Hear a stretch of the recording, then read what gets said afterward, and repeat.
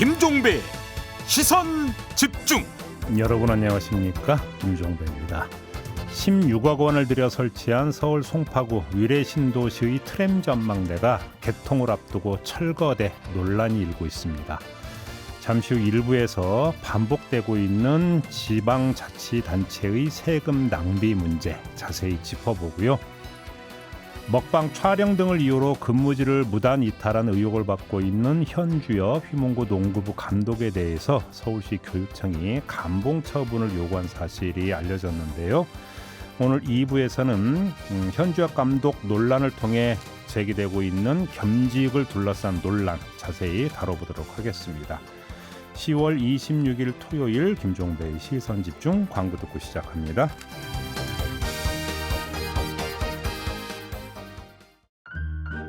아침을 깨우는 이슈들 같이 들으실래요? 사람 냄새 나는 우리들의 이야기 도닥 토담. 네, 세 분과 함께합니다. 장윤미 변호사 모셨고요. 어서 오세요. 안녕하세요. MC 장원 함께합니다. 어서 오세요. 네, 안녕하세요. 그리고 최민석 작가 모셨습니다. 어서 오세요. 네, 안녕하세요. 한 주 잘 보내셨죠? 네. 요즘 뭐 일교차가 너무 커가지고 아침엔 좀 추워가지고 맞습니다. 네. 건강 관리 잘하십시오. 감기 걸리지 않게. 네. 제가 이래놓고 꼭 제가 먼저 걸리더라고요. 자, 조심합시다. 네. 오늘도 주제와 관련된 오디오 듣고 이야기 나눠보겠습니다. 많이 가서 보고 오므로 해서 아는 게 생겨요. 아는 만큼 또 보이잖아요. 헛되이 쓰지 않으려고 굉장히 노력을 하고 있습니다. 미추홀구 의회 의원들은 7박 9일 일정으로 해외 출장길에 올랐습니다. 이들은 9일 일정 중 환경단체와 돌봄센터 등 서너 곳을 공식 방문해 구색을 마쳤지만 그마저 시급한 지역 현안과는 거리가 있습니다. 이번 출장에 들어간 9,500만 원을 부담한 곳은 다름 아닌 미추홀구 의회. 세금 쓰고 다녀온 겁니다. 서울 송파구 위례 신도시 트램이 들어서기 10년 전에 트램 전망대를 세웠다가 현재 철거 중이라고 하는데요. 트램 개통에 방해가 된다는 이유에서입니다. 이런 어처구니 없는 세금 낭비 사례는 전국적으로 다양하게 발생하고 있습니다. 전문가들은 시설물이 정말로 필요한지 타당성 분석 없이 공사를 남발해서는 안 된다며 지자체의 방만한 세금 운용을 지적했습니다. 네, 일단 이 송파구 이 트램 전망대 얘기부터 좀 해볼까요? 어떻게 된 얘기입니까, 이 얘기? 네, LH가 2016년에 16억을 들여서 조성했던 길이가 113m, 높이가 5.6m에 달하는 규모의 공중 보행로인 이 트램 전망대가 지금 철거 공사가 한창인데요. 이 철거 이유가 참 황당합니다. 이 트램이 운행하는 모습을 그 위에서 바라보게끔 하기 위해서 만든 이 구조물이었는데요. 이게 오히려 내년 9월 개통 예정인 위례선 트램 통행에 방해가 되기 때문에 철거를 한다는 거예요. 그 보라고 만들었는데? 네, 트램이 들어서기 10년 전에 이 트램 전망대를 세운 것도 참 웃긴 일인데 네. 이게 이제 통행에 방해가 돼서 다시 또 철거를 하면서 이중으로 돈이 들어가게 된 것이죠. 네. 상식적으로 트램을 어떻게 먼저 완공을 하고 트램 전망대를 짓는 게 맞지. 먼저 이 트램 전망대를 짓는 게 어이없잖아요. 그래서 이제 LH 측에 물어봤더니 인근 주민들이나 상인들의 민원 때문에 어쩔 수가 없었다는 거예요. 이 위례 신도시 주민들 중에는 트램이 개통되면 뭐 집값이 좀 오르겠다라는 기대감을 갖고 입주하신 분들이 많았기 때문에 트램이 들어올 것이다라는 증거물 형태로 먼저 이 전망대를 지었다가 오히려 트램 통행에 방해가 되니까 돈을 또 들여서 이거를 철거하게 된 상황이 된 것이죠. 이걸 누구 이제 전문 용어로 주먹구구라고 하는 거죠? 네, 그렇습니다. 주먹구구도 이런 주먹구구가 없죠. 네. 그 사례가 너무 많은데 네. 잼버리 관련 사례도 있더라고요. 그 벌써 잼버리. 작년 여름인가요? 시간이 빨리 가는구나. 근데 정말 어이가 없는 게요. 이 잼버리도 이제 예산 낭비 뭐 이미 지나간 거는 논의하지 않고 이번에 예. 지난 8월에 갓 준공된 글로벌 청소년 리더 센터라는 게 있어요. 건물? 네, 건물이. 잼버리 다 끝났잖아요. 여기에 들어간 돈만 429억 원입니다. 적은 돈이 아니에요. 네. 그런데 이게 당연하지만 우리가 잼버리 유치 전에 뛰어들었을 때 여러 경쟁력을 보여줘야 되잖아요. 네. 그러니까 사실은 세계 스카우트 센터가 스위스에만 있는데 아시아권 최초로 한국에 짓겠다. 우리 잼버리 유치국으로 선정만 해주면 이런 것도 지어서 잼버리의 위상을 높이겠다. 이런 취지로 이야기를 했던 거예요. 네. 그러면 진작에 지었어야 되는데 지난 8월에 준공이 된 겁니다. 이제는 무용지물 아니냐 이런 이야기가 나와요. 잼버리 행사는 이미 끝났고 또 이거 활용 방안이 딱히 없다라는 거예요. 그런데 이걸 그냥 방치해둘 수가 없으니까 건물이란 게 또 한 번 지어놓고 준공이 마무리되면 돈이 계속 들어가잖아요. 운영비가. 그렇죠. 이게 아마 추계하기로는 1년에 운영비 한 22억 원이 들어간다는 거예요. 이제 완전히 이거 세금 낭비 하나의 또 전형 아니냐 이런 지적 나옵니다. 근데 사례가 관련해서는 이번 국감에 또 등장한 이야기도 있더라고요. 그 폐막식 때 이 상암 월드컵 경기장을 빌려가지고 급하게 급조된 공연을 하지 않았습니까? 그래서 이제 아이돌 팀들이 이용당했다. 이 여러 가지로 문제가 많았던 이 잼버리 대회를 덮기 위해서 아이돌들이 이용당했다 이런 문제들도 많았었는데 그 이용료도 정부에서 지급을 하지 않았더라고요. 아이고.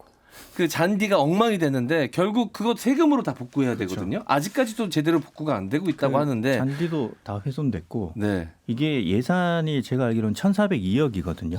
1,402억 중에 세금이 1,000억 원 정도 들어갔어요. 잼버리 얘기하는 거예요. 예. 근데 이제 해외 성공 사례는 일본 경우인데 일본은 예산이 38억 엔인데 세금을 사실상 0원을 썼답니다.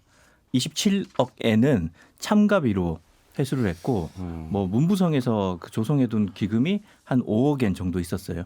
알겠습니다. 그리고 나머지 6억 엔은 그냥 기업에서 스폰서 받아서 했다. 지자체의 뭐 혈세 낭비 사례는 너무 많아가지고 너무 많죠. 네. 여기서 열거하기는 힘들고 그냥 세 분께 네. 가장 기억에 남는 최악의 사례라고 생각하는 거 하나씩만 좀 꼽아주세요. 어떤 게 있습니까? 네, 워낙 많아가지고 그 도청 같은 경우 쓸데없이 화려하게 짓는 사례들이 너무 많아서 그 약간 한옥식으로 해가지고 엄청 큰 부지에다가 몇 천억을 들여서 지었거든요. 근데 대부분 비어 있더라고요. 아이고. 네, 그래서 그런 것들은 진짜 좀 이 문제가 좀 많은 것 같고 오히려 좋은 사례 좀 찾아봤더니 그 부도난 회사의 건물을 매입을 해서 리모델링해서 쓰는 경우도 있더라고요. 광주 남구 같은 경우는 청사를 그런 경우는 돈이 반의 반도 안 들었다고 합니다. 그런 것들은 좋은 사례인데 그렇게 할 수 있는데 굳이 도청이나 구청 같은 게 막 화려할 필요는 없잖아요. 장유미 변호사는 꼽는 사례가 어떤 게 저는 있습니까? 최악이라고 하기는 어렵고 제가 정말 인식하는 최악은 외유성 나가가지고 허접한 보고서 만들고 이제 그런 건데 그런 거 많이 됐으니까 최근에 이제 기사를 보다가 알게 된 건데요. 신호등이 잘 안 보일까봐 신호등을 2개를 설치를 하는 거예요. 이걸 일렬 신호등, 그러니까 한 줄 신호등이라고 하는데 네. 이게 문제가 뭐냐면 하나 더 설치, 그 LED 이 신호등을 하나를 더 설치하는 건데 하나 설치하는데 2,200만 원이래요. 이거 다 세금인 거고. 신호등 하나 하는데 그렇게 많이 들어요? 네, 하나를 더 부착하는 거거든요. 근데 오히려 교통 전문가들 얘기를 들었더니 이게 교차로에 진입하는 차량한테는 더 시야를 뭐 가리고 뭐 이럴 위험도가 있다라고 지적을 하는데 이게 삼척에서 제일 먼저 시작됐는데 막 지자체들이 따라하고 있다고 하더라고요. 네. 그리고 또 하나는 핑크뮬리 있잖아요. 예. 이게 관광객들 엄청 유치하려고 하는데 이게 완전히 이제 우리나라 식생에 맞는 게 아니기 때문에 무분별하게 퍼져나갈 수 있어서 환경부에서는 제어를 하고 있더라고요. 그런데 이제 강제로 제어하는 종으로까지는 선정이 되지 않았는데 이것도 너도 나도 이게 뒷감당은 안 되는데 막 심고 지자체들이 이러고 있는 것도 좀 예상. 최 작가는요? 저는 사실 일반인들은 별로 관심이 없는데 그 시청이나 도청 이런 데서 실시하는 세미나랑 연구가 굉장히 많거든요. 근데 그거는 목적이 정해져 있어요. 자신들이 이제 어떤 정책을 시행하기 앞서서 학문적인 정당성을 확보하기 위해서 사실상 이미 짜맞추기인 거죠. 근데 그게 보통 그냥 간단히 진행되는 게 아니라 뭐 적게는 수억 원, 많게는 뭐 몇십억짜리 연구도 있거든요. 네. 예. 그런 게 사실은 일반인들이 관심을 가지지 않는 세금 낭비라고 생각을 하죠. 어차피 결론이 나 있는 거니까.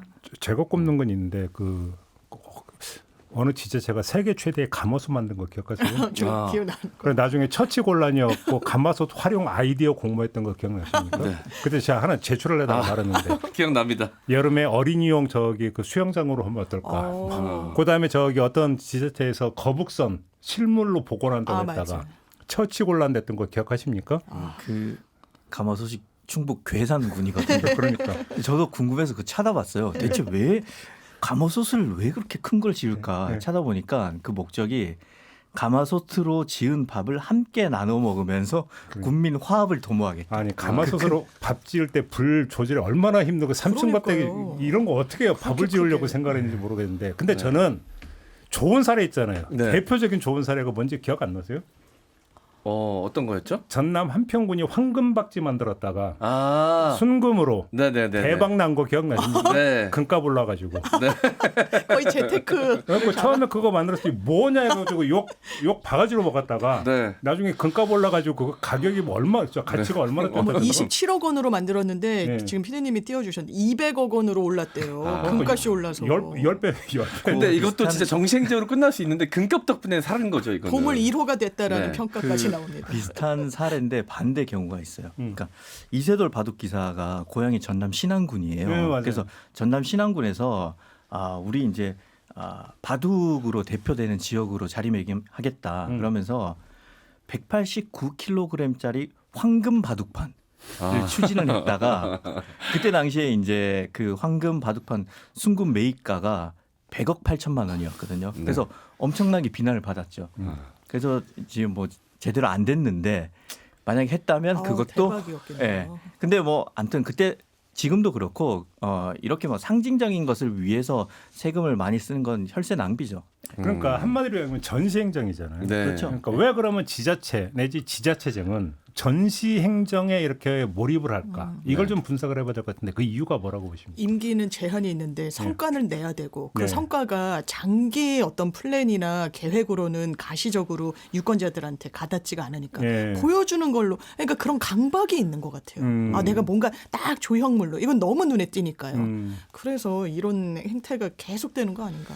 그리고 좀 장기적으로 플랜을 갖고 계획을 수립해야 되는데 그러기엔 시간이 좀 소요되니까 그 해당 관할 시민들이나 주민들한테 뭔가 우리가 노력하고 있다라는 거는 가시적으로 보여줘야 되잖아요. 대표적인 사례가 그 돼지열병 때 멧돼지들이 이제 그 돼지열병 인자를 보유한 상태로 이 민가로 넘어와가지고 일반 돼지들한테 그걸 옮기니까 문제가 됐었는데 그 멧돼지가 출몰하면 근처에다가 펜스를 짓는 거예요.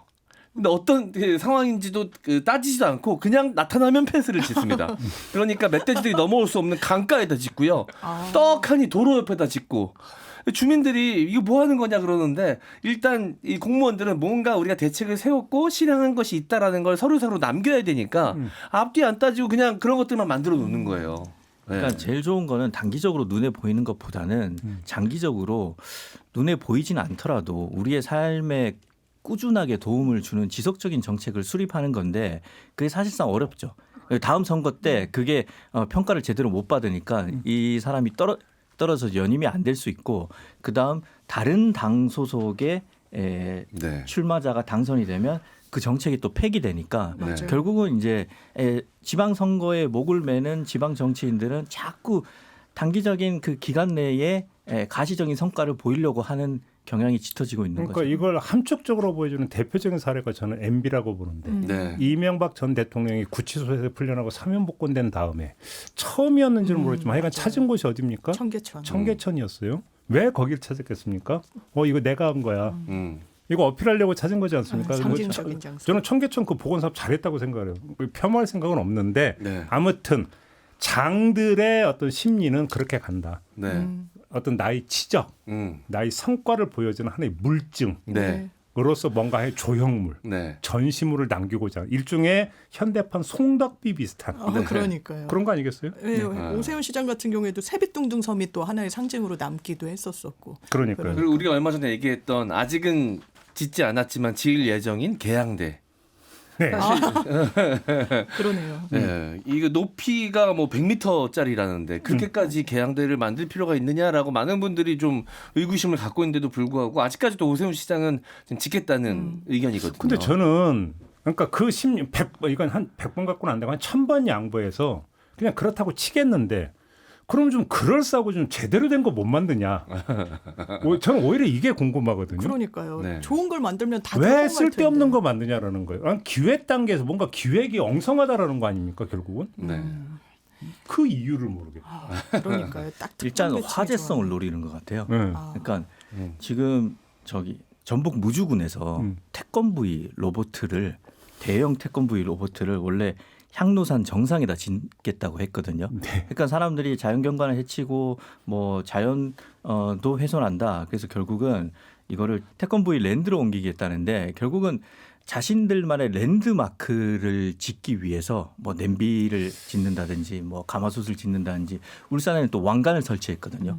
이런 걸 자꾸 하고 싶어 하는 거죠. 그런데 그러니까 좀 약간 선의로 해석할 여지도 좀 있긴 있어요. 뭐냐면 지금 지자체 같은 경우는 산업 기반이 거의 없잖아요. 우리나라 그렇죠. 같은 경우는. 그러니까 산업 기반이 없다 보니까 이제 관광 기반을 그렇죠. 찾을 수밖에 없고 관광객을 유치하기 위해서는 뭔가 눈에 띄는 조형물 어떤 말 그대로 이제 그 랜드마크가 될 수 있는 조형물을 만들어야 된다라고 하는 어떤 강박증 비슷한 게 작동을 하는. 네. 그러니까 이 점도 좀 있는 것 같아요. 몇 가지 모범 사례가 있어요. 네. 뭐 사람마다 그 취향에 따라서 평가는 달라질 수는 있겠지만 그 포항에 가면 그 호미곶 쪽에 바다에서 이렇게 거대 손이 나오는 게 있거든요. 그 유명한 네. 거죠. 예. 그걸 사람들이 보기 위해서 많이 가고 사진도 많이 찍고 그래서 그 일대가 이제 활성화되는 그런 효과를 다른 지자체에서도 보면서 아 우리도 저런 걸 해야 된다라고 느끼는 거죠. 그러니까요. 그렇게 했으면 그러니까 조형물 이런 거 하나 이제 만들었는데 그게 좀 많이 알려진다. 그럼 이제 관광객을 유치할 수 있고 그럼 우리 지자체에 도움이 되지 않겠느냐. 좋은 뜻으로. 그냥 좋은 뜻으로. 그러면 그렇게 인정을 하는데 왜 좀 제대로 기획 못하냐. 왜 네. 엉뚱한 것만 해. 또 이 얘기로 가는 거잖아요. 네. 이것이. 일단 뭐 공무원으로 이제 전문가들이 있는 경우가 잘 없어서 보통은 이제 외주를 맡기는데 네. 보통 빨리 해야 되거든요. 뭐 예를 들면 임기 내에. 임기 내에 빨리 해야 되기 때문에 뭐 어떻게 숙고할 시간이 없는 것이죠. 물리적으로. 예전에 그 펭수가 인기였던 시절에 지자체별로 지자체 캐릭터 만들기 열풍이 일어나가지고 펭수 아류작들이 지자체에 넘쳐났었습니다. 네. 근데 이제 지금 펭수가 인기가 있을 때 빨리 이 낙수 효과를 누려야 되기 때문에 빨리 만들어. 빨리 하나 뭐 펭수 비슷한 거 만들어봐. 그래가지고 그때 나왔던 캐릭터들이 지자체에서 한 600여 개 된대요. 아, 그렇구나. 그리고 네. 이제 지자체 사업에서 또 하나 빼뜨릴 수 있는 게 원조 경쟁이 있어요. 네. 그래서 그 심청이의 어떤 인당수가 어디냐, 홍길동이 태어난 곳이 어디냐, 실제 이걸 가지고 이제 지자체 간에 막 격렬한 약간 다툼 포인트. 격렬한 논쟁이 빚어진 경우가 되게 많으니까 원조 족발집이 어디냐만 논쟁을 빚어지는 게 아니에요. 지자체 간에도 그게 논쟁이 엄청나게 벌어지는데 우리가 원조다 하면서 관련 네. 이건 조형물이 아니라고 뭐라고 해야 되나요? 이거를 만드는 거죠. 그거 박물관 같은 비슷한 사례가 둘리를 두고 둘리, 예. 예, 부천시하고 서울 수유동, 쌍문동하고 이제 그러니까요. 경쟁이 붙었었죠. 그러니까 결국 또 이제 그 논리는 바탕에는 뭐가 있냐면 그걸 관광 상품화하고자 하는. 그러니까. 네. 그러니까 이게 또 이제 깔려 있으면서 나타나는 게 조형물 말고 네. 원조 경쟁하면서 이제 관련 시설이나 이런 것들을 그러니까 인위적으로 만들어내는 요게 또 하나의 어떤 그 경향으로 나타나는 게 있죠. 근데 이제 아까 말씀하신 것처럼 그러면 기왕에 만드는 거 왜 멋있게 제대로 못 만드냐. 제대로 못 만드냐? 그거는 이제 M장님이 말씀하신 것처럼 단기간 내에 이제 외주를 해서 결과가 네. 나와야 되는데 그래서 사실 우리가 바르셀로나로 여행을 가는 큰 이유 중에 하나가 가우디의 건축물이잖아요. 그렇죠. 아직도 안 지어진 게 있잖아요. 예, 네, 파밀리아 맞아요. 대성당. 예. 그러니까 그 거의 뭐 100년을 잡기도 하고 뭐 짧게는 몇십 년 잡기도 하는데 그렇게 한번 만들어 놓는다면 장기적인 악목으로 보면 전 세계에서도 찾아올 수 있는데 무조건 임기 내에 빨리 뭔가를 하려고 하니까 거기에 가보면 뭔가 다 큼직큼직하고 글씨도 너무 커요.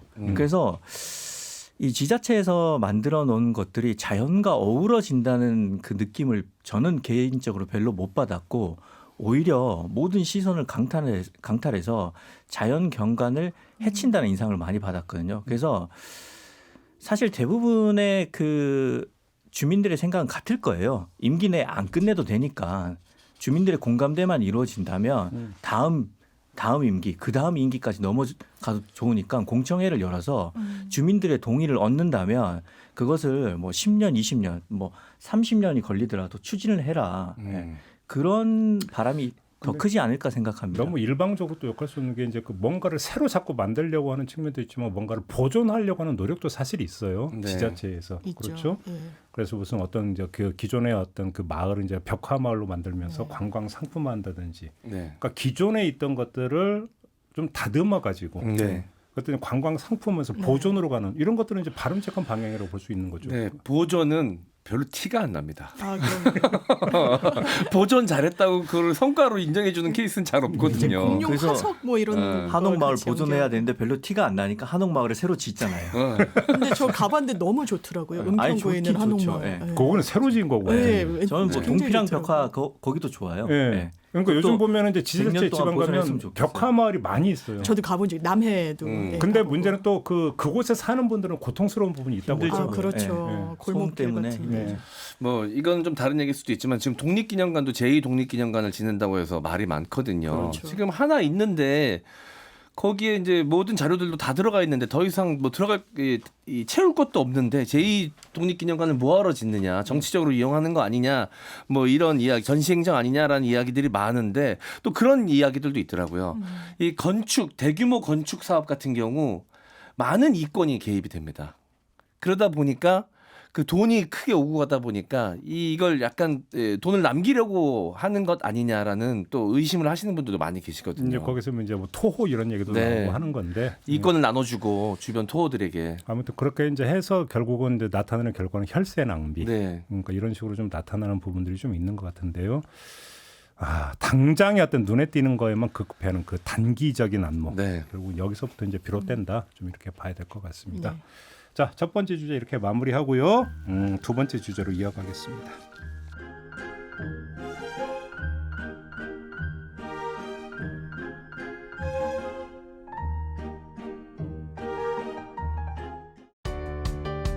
때로는 날카롭게, 때로는 삐딱하게, 그러나 매 순간 섬세하게 시선이 필요한 우리 사회 곳곳을 살펴봅니다.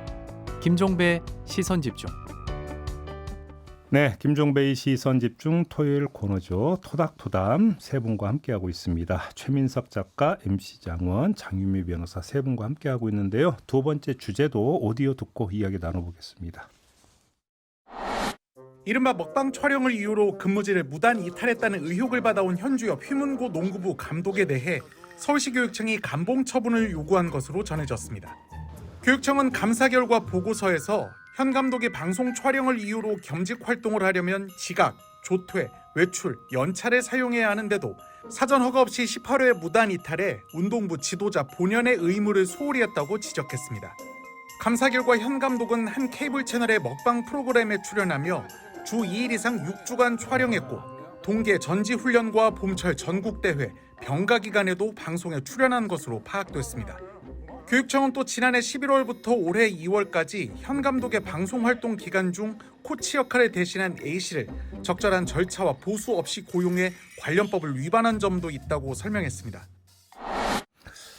네, 현주엽 감독을 둘러싼 논란이 일고 있는데요. 좀 더 구체적으로 네. 장윤미 변호사 좀 설명 좀 해주세요. 일단 현주엽 감독이 휘문고등학교의 농구부 감독을 역임하고 있기 때문에 그 부분과 관련해서 감독업을 제대로 수행하지 않았다는 논란이 과거에 이제 불거졌습니다. 네. 교육청에서 감사에 착수를 했고요. 그 결과가 이제 일단락돼서 나온 건데 지금 이 들으신 것처럼 일단 무단 이탈을 했다는 게 가장 큰 이제 비위행위 어떤 그런 부분으로 판단을 받은 겁니다. 네. 사전 허가는 받지 않았고요. 18번이나 무단 이탈을 해가지고 지도자 업무보다는 이제 방송인으로서의 이제 투잡을 띄었다. 이 네. 부분이 이제 가장 큰 공분을 일으키는 부분인데 이 수치로 보면 한 일주일에 2일 이상을 방송 출연을 하러 갔고 이 출연 자체는 6주간 이어졌는데 그때 아이들 봄철 전국대회 이런 거 대단히 중요하잖아요. 이제 그때도 자리를 비웠고 제가 좀 놀랐던 거는 이 감독이 자리를 비우니까 누군가 대체를 해줘야 되잖아요. 그래서 대체 인력을 구했는데 그냥 무상으로 하면서 이분을 뭐라고 불렀냐면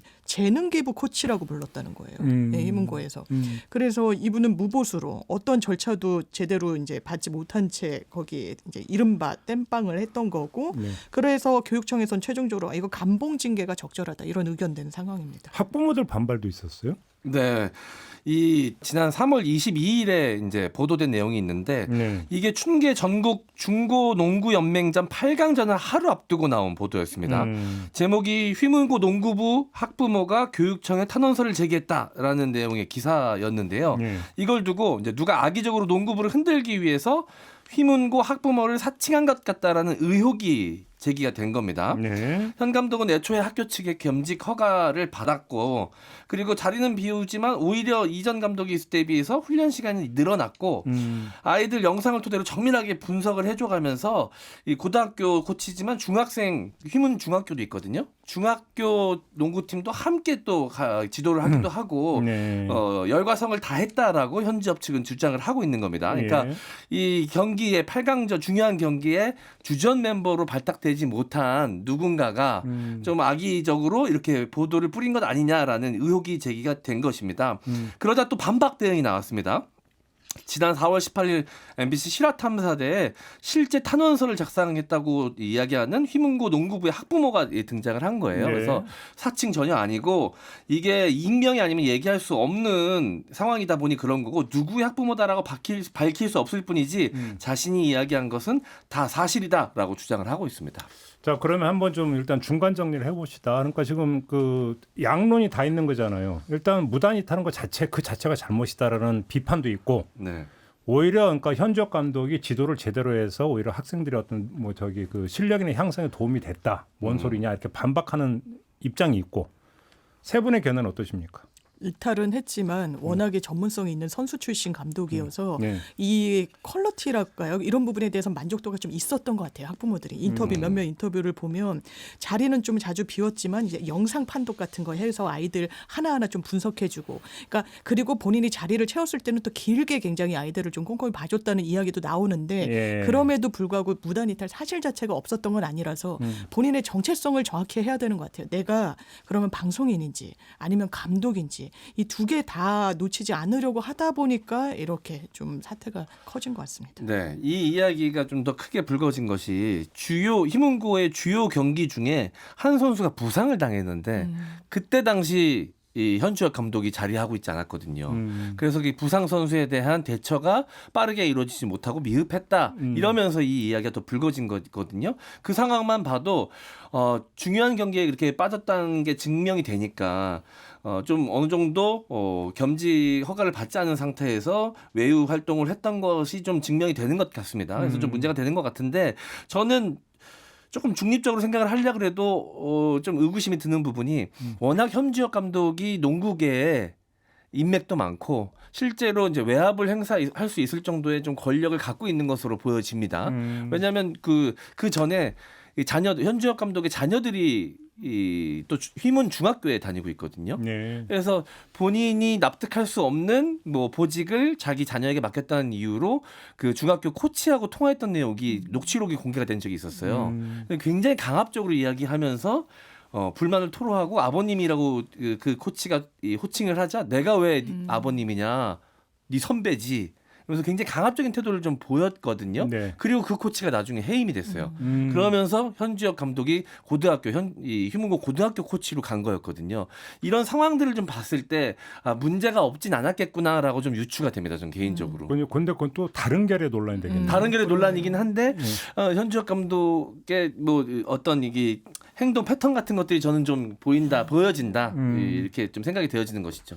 저는 결국은 이제 고용인과 피고용인 간의 계약의 문제고, 그러니까 겸업을 허락을 받았다고 하지만 그 겸업을 어떻게 수행하느냐에 대한 그 세부 사항들, 그러니까 겸업을 어느 정도는 해도 되고 어느 시간은 지켜야 되고 이런 세부 사항들이 과연 얼만큼 둘 사이에 합의가 되어 있느냐, 이게 이제 중요한 문제고, 동시에 이 이해 당사자들, 결국 이제 학부모와 학생들인 거죠. 네. 학부모와 학생들한테 이런 사항들을 충분히 사전 설명을 했느냐.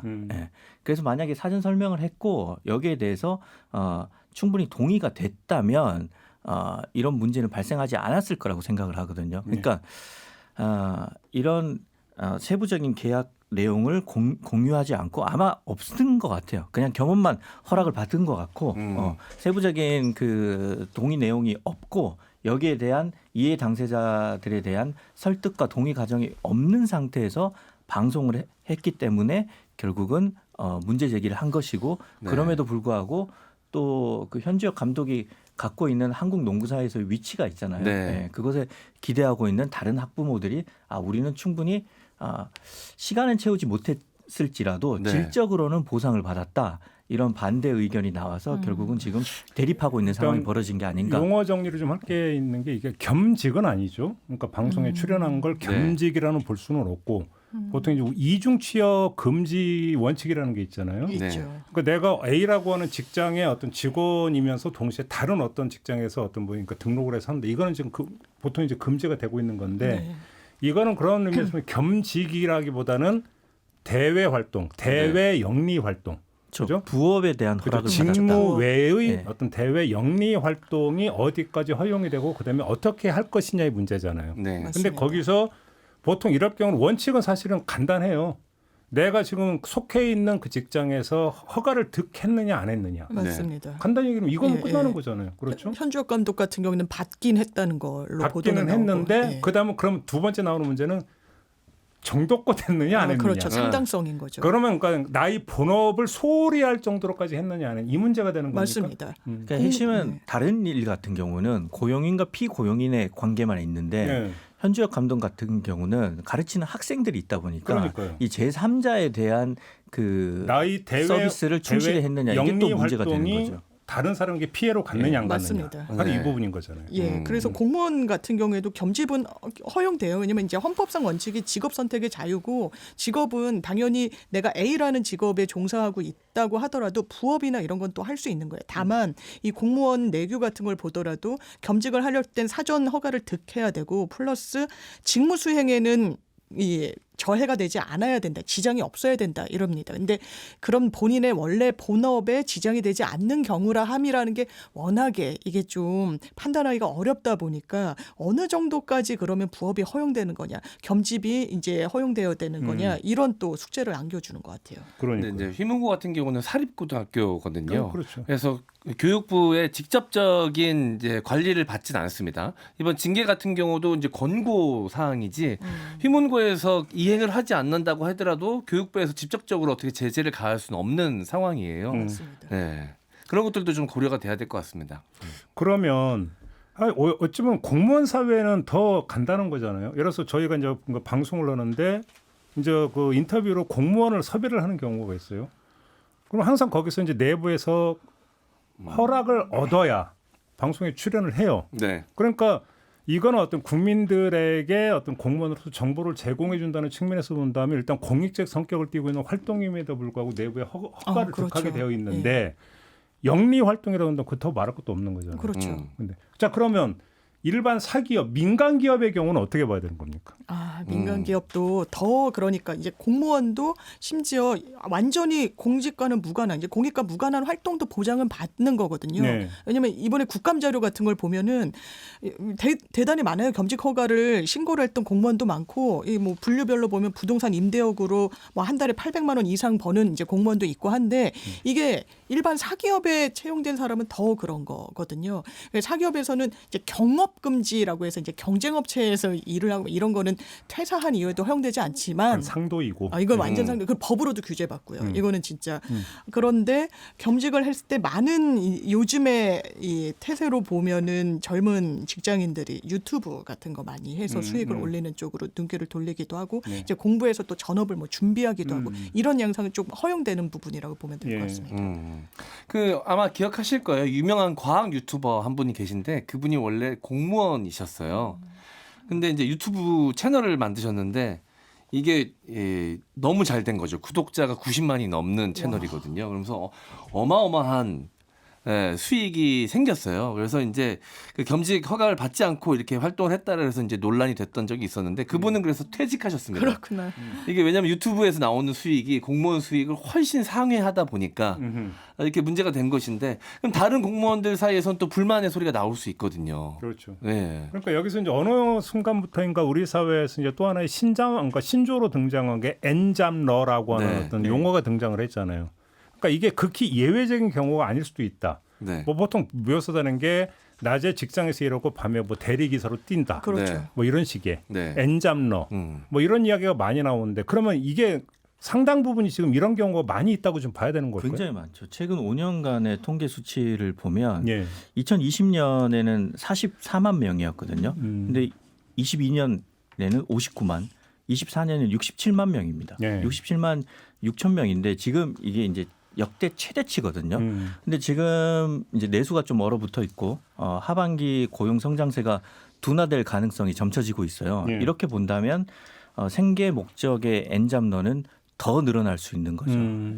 근데 만약에 한번 가정을 해볼게요. 그러면 내가 소속되어 있는 회사에서 네. 나의 부업을 제한한다. 네. 그럼 그 부당한 거 일단 법적으로는 어떻게 되는 겁니까? 그렇죠. 그걸 그러니까 본업, 그러니까 급여를 지급하잖아요. 그리고 네. 거기에 대가로 본인의 근로를 제공하는 건데 통상적으로 해야 되는 업무를 침해하면서까지 업무 시간에 뭐 이를테면 부업으로 해서 인터넷으로 뭘 판다. 뭐 이런 거는 사실상은 허용된다고 보기는 어려운 근무 거고요. 외 시간에. 근무 외 네. 시간은 제어할 수 없어서 네. 저희도 뭐 프랑스가 대표적이긴 하지만 심지어는 SNS로 메시지 보내는 것도 뭐 규제한다. 법적으로. 이렇게까지 이야기가 나오고 있어서 그 부분과 관련해서 근무 외 시간에 하는 부분까지 터치할 수는 없습니다만 그 근무 외 시간도 뭐 잠을 줄여가면서까지 해서 원래 또 본업을 수행해야 되는 시간에 장애를 줄 정도로 이런 부업에 치중한다라고 하면 그건 또 문제가 근데 될 여기서 수 있죠. 갈라질 게 근무 외 시간에 또 다른 회사에 내가 직원으로 등록되는 건 안 되죠. 그거는 안 되죠. 보통. 그거는 아예 안 되진 않을 텐데 이를테면 뭐 아르바이트 형식이 아니라 완전히 하는 거 그건 이제 근로계약을 어떻게 체결했는지에 네. 따라서 다릅니다만 표준 근로계약서에 보면은 2중 3중에 근로 제공을 제어하고 못하게 하는 그런 문구가 그 공정위에서 제공한 표준계약서에 들어가 있지는 않습니다. 그렇습니까? 네네. 그러면 그 이론상으로는 내가 두 군데 직원이 될 수도 있다. 있죠. 알바 개념을 넘어서. 네네. 네. 해외 사례를 좀 살펴보면요. 네. 구글이랑 페이스북은 규정이 있어요. N잡에 대해서. 일단은 N잡은 개인 시간에 해라. 네. 이게 첫 번째 조건이고 두 번째는 회사 일과 관련이 없는 부업을 해라. 관련성이 없는 거. 네. 이게 이제 큰 조건이고요.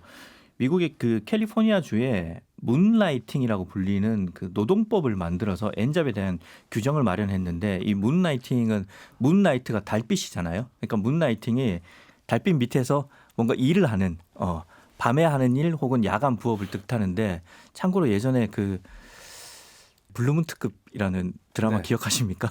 네, 브루스 윌리스가 나왔던 그 원제가 문라이팅이에요. 네. 밤에 하는 야간 탐정이니까 아무튼 그래서 이 문라이팅 법이 있는데 이거는 원칙적으로 회사가 직원의 N잡을 막는 것도 안 되지만 직원도 근무 시간에 N잡을 하거나 N잡을 위해서 회사 물건을 사용하거나 회사에 손해를 끼치지 않아야 한다.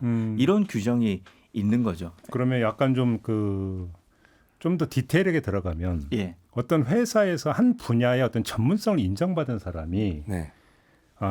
외부에서 예를 들어서 방송사나 이런 데서 네. 그 당신의 고견이나 진단 분석이 필요합니다 해갖고 불렀어요. 근데 그거는 회사 입장에서는 업무 외 일이잖아요. 네. 그렇죠. 업무 외 일인데 내용은 회사 업무와 상관이 있는 거잖아요. 이때는 어떻게 됩니까? 회사 매출에 기여가 된다거나 그 인터뷰가 하면 적극 장려할 것이고 그렇지 않으면 하지 말라 그럴 네, 거고. 우문현답입니다. 네. 그렇죠. 회사에 도움이 되느냐 안 되느냐 이걸로 판단을 하겠죠. 네. 네. 그렇게 된 거죠. 근데 이제 임원들 같은 경우는 계약직이거든요. 그렇죠. 그러다 보니까 그 고위직 임원 같은 경우는 여러 회사의 고위직 임원으로 자리하고 있는 경우들이 좀 있어요. 고액 연봉을 받으면서. 맞아요. 네. 근데 일반 사원들이 봤을 때는 그런 게 좀 부당하다고 느껴지는 순간들도 있는 것 같습니다. 근데 여기서 N잡을 좀 그 부류를 두 가지로 좀 나눠야 되는 거 아니에요? 왜냐하면 하나는 생계를 위해서. 그러니까 내가 내가 속해 있는 직장에서 받는 급여만 가지고는 생계를 유지하기가 힘들기 때문에 네. 싫어도 어쩔 수 없이 알바를 뛰는 경우가 있고 네. 이런 부류가 하나가 있고 또 하나는 어찌 보면 현주업 감독 같은 경우 이쪽에 좀 해당이 되는 게 아닐까 싶은데 어떤 생계 이런 문제이기보다는 네. 뭐 좋은 표현으로 이제 자아실현이라든지 그죠? 아니면 어떤 뭐냐면 대외 유명세를 좀 얻기 위해서라든지 다른 어떤 경제적 이유 말고 다른 이유로 하는 경우가 있을 거 아닙니까? 네. 그럼 여기에도 또 동일한 잣대가 그럼 적용돼야 되느냐는 문제가 발생할 수 있을 건 어떻게 보십니까? 그렇죠. 이 문제에 대해서는. 사실 생계가 진짜 어렵고 내수가 너무 쪼그라드니까 회사 급여만으로 물가는 고공행진이라 할 수 없어서 저도 유튜브 보면은 아주 간단하게 배달업 하는 거는 아르바이트로 밤에 할 수 있으니까 잠깐. 그래서 내가 뭐 오늘 이렇게 하고 얼마를 벌었다 이런 게 상당히 또 많더라고요. 그것과 정말 자기 꿈 실현을 위해서 본직에서도 급여가 굉장히 좀 고액 계획으로 나오는데 예. 또 별도로 이제 이중으로 뭐 유튜브를 한달지 이런 분들도 상당히 많이 보거든요. 그러면 이걸 같은 규제로 넌 엔잡러고 회사 일에 장애가 되니까 둘 다 하면 안 돼. 이렇게 볼 사안인가라는 좀 문제의식이 생깁니다. 사실 오늘 얘기의 시작을 현주엽 감독으로 해서 그렇고 중간에 이제 유명 과학 유튜버가 나와서 그렇지 제가 이제 중간에 예를 든 그 통계 수치라든지 전체적인 경향은 다들 생계형 그렇죠. 엔잡러입니다. 그러니까 공무원들이 한때 그 2030 세대의 꿈의 직업이었거든요. 그렇죠. 네. 경쟁도 근데 엄청 심했죠. 전국 공무원 노동조합에서 설문조사를 했어요. 2030 공무원들한테 중도사직 의사가 있느냐라고 물어보니까 사직 의사가 있다라고 대답한 비율이 거의 절반에 가까운 47%입니다. 예. 그럼 왜 사직하려고 하느냐? 69%가 임금이 낮아서 결국은 생계형이라는 거죠.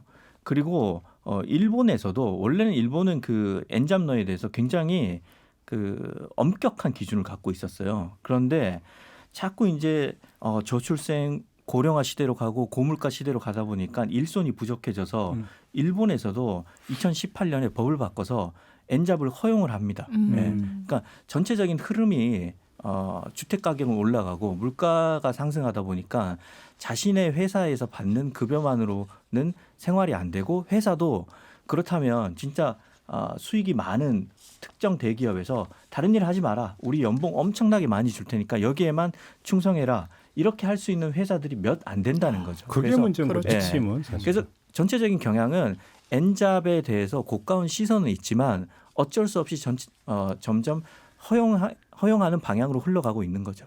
그러니까 원래 급여라고 하는 데에는 급여를 구성하는 요인 중에는 어떤 게 있냐면 그러니까 이제 이런 표현을 써요. 노동력 재생산을 위한 투자 비용이 포함이 되는 거거든요. 그게 무슨 이야기냐면 내가 그 노동을 함으로써 이제 어떤 정신적, 신체적인 여러 가지 피로가 발생을 한다는 거죠. 그러니까 그러면 이제 이 피로를 해소하고 다시 어떤 뭐 이제 근력을 올리고 네. 정신적으로도 어떤 여기에 집중할 수 있는 정신력을 올리는 데 필요한 어떤 휴식이 있는 거고 어떤 영양소 제공이 필요한 거 이런 게 여기에 사실 급여에 다 들어가야 되는 게 이제 원론적으로 그렇죠. 맞는 이야기죠. 네, 네. 그런데 문제는 이게 된다면 엔잡을 뛸 이유가 없는 거죠. 네. 생각해 보면. 근데 문제는 현실은 내가 나의 노동력을 재생산하기 위해서 휴식을 취해야 되는 시간에 또 다른 일을 한다라고 하는 것은 본래적 의미의 급여가 지급이 되고 있지 않다라는 얘기에서 이제 이게 시작이 되는 거거든요. 그러니까 이 엔잡러라고 하는 것들은 지금 이게 우리 사회만의 현상인지 세계적인 현상인지는 둘째치고 어찌 본다면 민낯을 보여주는 하나의 지금 표상이다 맞습니다. 이렇게 봐야 되는 거거든요. 그 점차 계약직으로 흘러가잖아요. 그러니까요. 계약직으로 흘러가면 이제 고용이 불안정하기 때문에 언제 자신의 자리가 없어질지 모르기 때문에 피고용인의 입장에서는 엔잡을 하면서 네. 위험성을 낮출 수밖에 없는 거죠. 그렇죠. 그렇죠. 본인 인생의 위험 분산을 하는 거고 엔잡러가 선택이 아니라 엔잡러로 이 등 떠밀리는 그런 상황이 분명히 있는 거죠. 말씀 주신 대로 근로 조건이 별로 좋지 않은 거예요. 급여 점점 실질적으로 물가 상승률을 따라잡지 못하고 있고 그리고 고용 불안은 굉장히 점점 심해지고 있습니다. 굉장히 장기 고용, 내가 정말 정년 때까지 일한다 이런 개념을 일단 기업에서도 예측할 수가 없기 때문에 그렇다면 개인이 어떤 선택을 할 수밖에 없느냐. 나는 내 생계를 끝까지 어쨌든 뭐 100세 시대다라고 하는데 정부에서 기업에서 내가 고용된 공간에서 그걸 담보해 주지 못하면 개인은 그걸 선택할 수밖에 없는 거예요. 여러 직업을 할 수밖에 없구나. 아르바이트라도 뛸 수밖에 없구나. 본업이 있음에도 불구하고. 그러니까 한때 정치권에서 이런 말이 그러니까 대히트를 했었죠. 저녁이 있는 삶. 네. 근데 지금의 현실은 뭡니까? 저녁에도 일하는 삶. 저녁에도 엔잡을 할 수 있는 삶. 그걸 허용해 달라는 거죠. 저녁이 있는 삶은 둘째치고 저녁에도 일하는 삶이라도 보장해 달라. 네. 그렇죠. 이게 지금 말이 되는 얘기냐라는 거예요. 이렇게 딱 그 비유적으로 표현을 하면 이게 맞습니다. 그러니까 엔잡이라고 하는 이 어떤 그 용어에 우리가 지금 얼마나 각박하게 힘들게 살아가고 있는지가 다 녹아 있다는 거죠. 네. 그렇게 봐야 되는 거죠. 그러니까 좀 양극화된 것 같아요. 진짜 지금 내가 받는 임금이 많이 부족하다고 생각해서 최대한 더 많이 벌기 위해서 엔잡러로 일하시는 젊은 세대분들도 계시고 반면 그냥 나는 큰 돈 안 벌고 어차피 벌어봐야 내가 이 내 생애 안에 내 능력으로 돈 벌어서 집 사는 건 불가능하니 그냥 아르바이트만 하고 난 내 삶을 누리겠다 이렇게 생각하는 분들도 꽤 많거든요. 그러니까 사실은 근데 갑자기 그 생각이 퍼뜩 드는데 또 옛날 얘기한다고 욕먹을 것 같은데 사실 N잡러는 옛날부터 있었어요 우리 사회에. 뭐냐면 직장을 다니는데 형편이 너무 어려워서 새벽에 신문 배달하고 그다음에 직장에 출근한다.